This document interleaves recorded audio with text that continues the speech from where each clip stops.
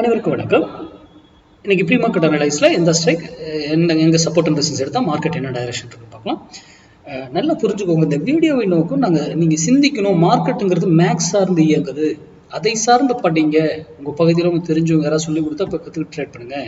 இந்த மாதிரி பப்ளிக் டொமைன்ல யாரை சொல்றதையும் நம்பாதீங்க, இன்க்ளூடிங் மீ. நான் சொல்றதையும் சேர்த்து படித்து தெரிந்து அது சரியா இருக்குன்னா தான் பயன்படுத்தணும், இல்லையா பயன்படுத்தக்கூடாது. ஓகேங்களா? ரொம்ப முக்கியம். அப்புறம் பொசிஷனா ஒரு ஸ்டாக் அதெல்லாம் பொசிஷன் வேற, எந்த டேட்ல முதற்கொண்டு அந்த ஸ்டாக் ஏறுன்றது நம்மளால சொல்ல முடியும்.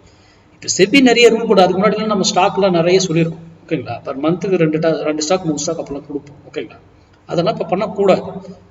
ஓகேங்களா? அதனாலதான் நம்ம இன்ட்ராடேல அதுவும் எதுவுமே சொல்லல, சப்போர்ட் அண்ட் ரெசிஸ்டன்ஸ் சொல்லிடலாம். அதுக்கு முன்னாடி எல்லாம் எப்படி சொல்லியிருப்பேன்னு வீடியோ போய் பாருங்க. ஓகே, சரி.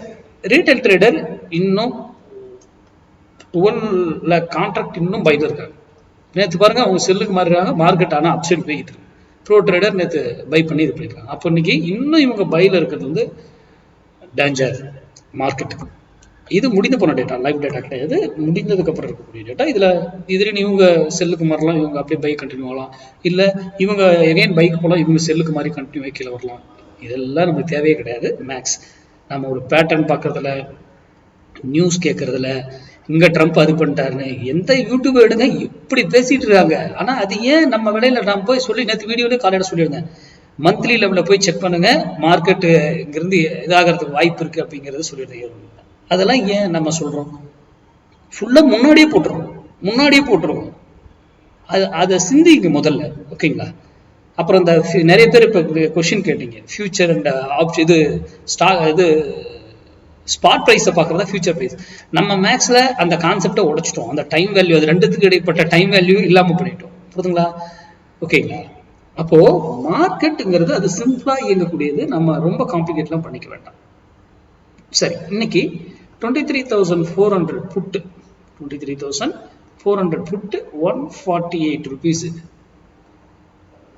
ரெசிஸ்டன்ஸ் எடுத்தா மார்க்கெட் அப்சைடு, அதே 148 rupees சப்போர்ட்டா மாறிடுச்சுன்னா மார்க்கெட் டவுன் சைடு.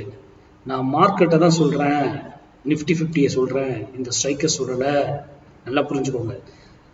அப்போ இவர் வந்து ரெசிஸ்டன்ஸ் எடுத்தா மார்க்கெட் மேலே ஏறணும். அப்போ காலை தான் நம்ம வைக்கணும். அப்போ எந்த ஸ்ட்ரைக்கை எந்த விலையில வாங்கணும் எல்லாமே இப்பவே நம்ம கையில டேட்டா இருக்கும். லைவ்ல போயிட்டு உட்காந்து பாக்குறது, இப்பவே டேட்டா கால்குலேட் போட்டு வச்சுக்கணும் வேல்யூ. அங்க சம் ரூல் இருக்கு, அந்த ரூல் அப்ளை பண்ணி அங்க வந்தா ட்ரேட் இருக்கு. அவ்வளவுதான் மார்க்கெட். நம்ம போய் எங்க பேட்டர்னை பாரு, ஓபன்ஸ் பாரு, பிரைஸ் செக்ஷன் பாரு, அதெல்லாம் கிடையாது.